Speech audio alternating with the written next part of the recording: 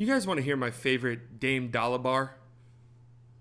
Gave him 30, but late for class. That's a burpee. I stopped at 7-Eleven to purchase myself a Slurpee. Then 9th grade, I'm on the varsity team. In the starting lineup, that's the start of the dream. Yeah.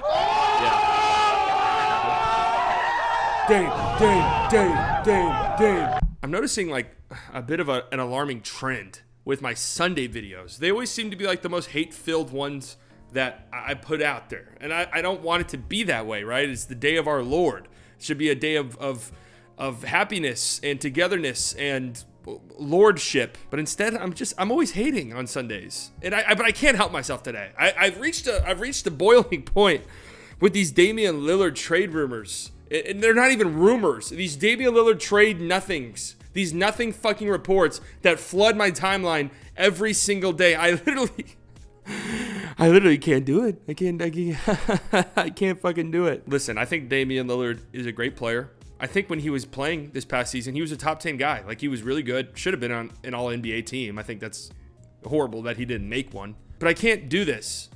And yes, I acknowledge that when how he gets traded, and if it goes to a team like Miami, a team that's already contending, yeah, there's going to be a huge power shift in the NBA. But I can't take any more of these fucking rumors from these NBA aggregator accounts that just tweet the most nonsensical, unimportant shit. Just in the last week, in the last 7 days, NBA Central has averaged 3 tweets per day about Damian Lillard.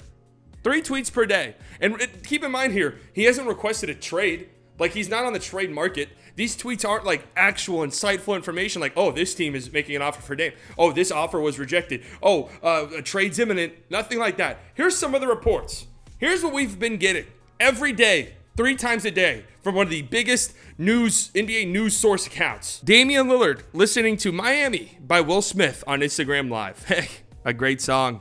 An album, an anthem of the summer. Can't blame him, right? Oh, a couple hours later, Jimmy Butler is now posting a pic of him listening to Dame's album on Instagram, including the lyrics, "I take it easy, pretending, then took it over. I took it over." Whoa. Earth-shattering news. Damian Lillard, in a lot of ways, ruined my life over the last year. Like, anything bad that has happened to me in the last 365 days, I blame Damian Lillard for.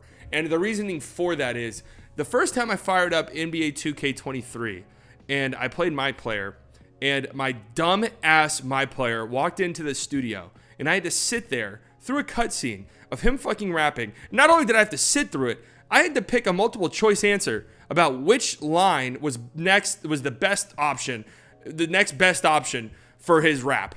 That was the dumbest shit of all time. And ever since that day, my life has been noticeably worse. And I blame Damian Lillard for that, because that's why they put it in the game.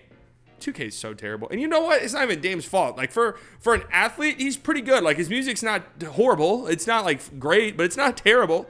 But it's his fault. I had to sit through that stupid fucking cutscene. Oh, but then a few hours later, you get a report saying Dave's agent saying the music was just a coincidence and not disrespectful at all. Thank God. Thank God we cleared the air there. That was... How about before the draft?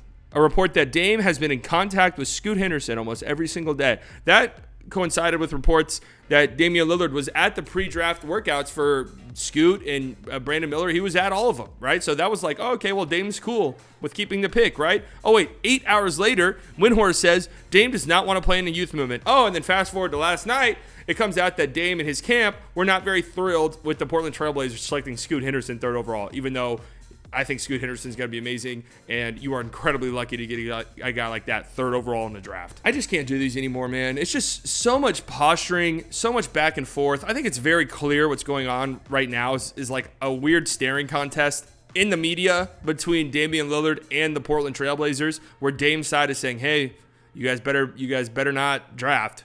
You guys better make a trade to help us get better now. And the Trailblazers are saying, yeah, nah, we're not going to do it. And on top of that, we're also not going to trade you. So, see you at training camp. My opinion on this whole thing has not been very secret, right? Portland, it's time to rip the Band-Aid off and trade him. It works out for every party involved. Yeah, it sucks Damian Lillard, the face of your franchise, the best player in the history of your franchise, no doubt about that, a current superstar. And for a small market team, getting rid of a guy like that, that's brutal. But just from a team building perspective, you're not going to have a better chance than this, man. He's getting older. He's a smaller guard. His contract is insane. That value is going to go down over time. You already have a very strong young core, and that should be the focal point of your franchise now. The focal point of your franchise should not be, let's make Damian Lillard happy. It should be, okay, how do we get the most out of Scoot Henderson? How do we get the most out of Shaedon Sharpe? And the reality is, it's probably by trading Dame and rebuilding and going with the youth movement. That way you can go into next season and, hey, if you're bad, you're bad. You don't need to sacrifice anything. You don't need to make any out there trades to try and improve yourself for a losing cause. Look at the Western Conference. There's nothing you can do between now and the start of the season to be better than Denver. Or, of course, all of this is like barring injuries. Knock on wood. You're not going to be better than Denver. You're not going to be better than Phoenix if they're healthy. You're not going to be better than the Mavericks. I'll go there. I don't care. I'll make the claim now. You're not going to be better than the Kings. You're not going to be better than the Warriors. You're not going to be better than the Clippers if they stay healthy. I mean, God forbid. The Grizzlies. Like, all of these teams, is there a real pathway for you to be better and a real contender? No. It's just... I can't do it. I can't do 2 more months of these reports nonstop. And I'm trying to figure out who's doing what. Like, what's the play here? Because anytime stuff like this happens with, reports, what's the play? Who stands to benefit the most? Who's throwing these reports out there to benefit their position? And I think it's clearly Dame's camp. And I think there's either 2 things going on. Option number 1. Damian Lillard really does want to stay in Portland. He doesn't want to get traded. He wants to stay there. He's lived there for, how long has he been in the league? A long, 10 plus years now, right? He's one of the longest tenured players in the NBA on one team. He's a franchise legend. There's no real pressure on him. Like, he's probably the only superstar in the NBA where there's actually really no pressure on him whatsoever, right? We all accept when Dame plays great. It's awesome. When the Trailblazers don't win, everybody just looks the other way. It's fine. He can pretty much do whatever he wants on Portland.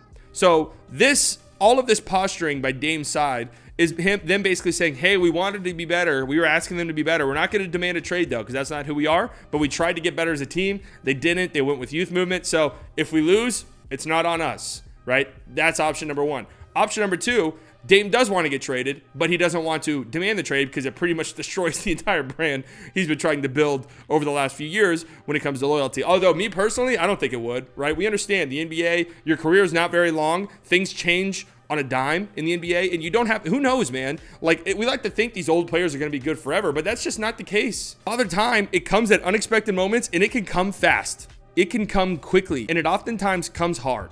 Like, when it happens, it happens. Like, I don't think anybody would hold it against Dame if he requested a trade. You were there a long time. You went to a Western Conference Finals. You tried, and Portland said, you know what, man? We have this rare opportunity to draft a guy 3rd overall that would go 1st overall in a lot of other drafts. Like, what do you want us to do, man? Like, nobody would blame you. I think that's what's happening here. Is Dame's trying to request a trade without requesting a trade. And I think if I had to predict what happens between now and the start of the season, Dame's going to get traded, and it's going to come out that Portland was the one who did it, right? Dame never asked out. Dame never officially asked out, but Portland just read the tea leaves and said, all right, we need to move on from this. We need to trade Dame while his value's at his highest, and we can help him out, pat him on the back. You say a nice goodbye Instagram post. We're going to hang your jersey in the rafters. We're going to build a statue, all of this great stuff. Go win a ring somewhere else. Like, it's time.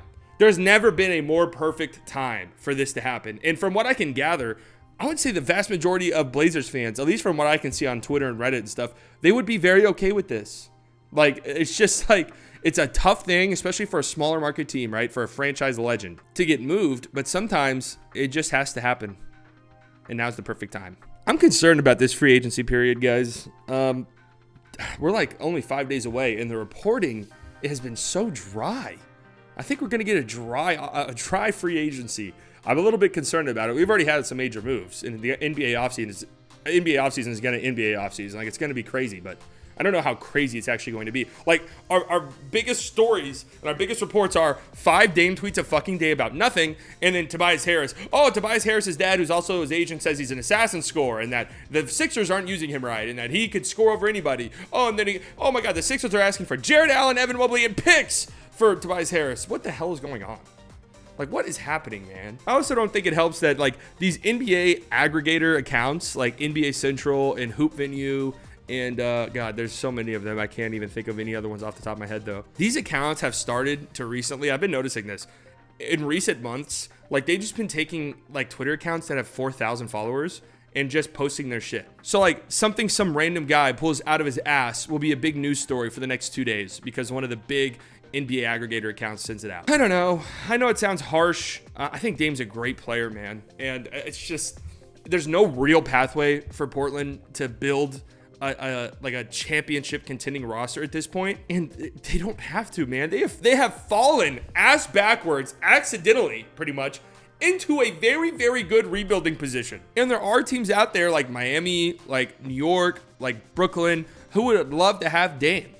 And like Miami just makes the most sense, right? Because they could give up a decent amount and can still be title contenders. Brooklyn, I'm not so sure. Like if I'm Damian Lillard, I know he said he would be down to play in Brooklyn, but like what's the strat there? What's the end goal?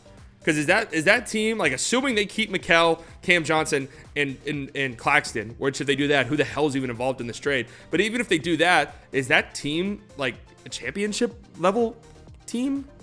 I don't know. Like, I want to mute Dame's name on Twitter because I'm so sick and tired of seeing it, but I don't want to miss a trade. I don't want to miss a trade. I don't want to be one of those guys that's 2 fucking days late to the news. Like, we all have that one friend who, like, only gets their news on Instagram, and they'll send you these terrible, that's actually worthy of a deep dive one day, these horrible Instagram accounts, NBA Instagram accounts. I'll get, like, texts from friends who be like, is this true? And I'll open the Instagram link, and it'll be like, rumor, Mavs offered Dwight Powell for Bam Adebayo in trade. And I'll be like, what the fuck is this nonsense? Of course it's true. Of course it's true. Anyways, big week ahead. Free agency starts on Friday. Lots of streams. It's going to be, let me tell you one thing, guys. This free agency period is going to be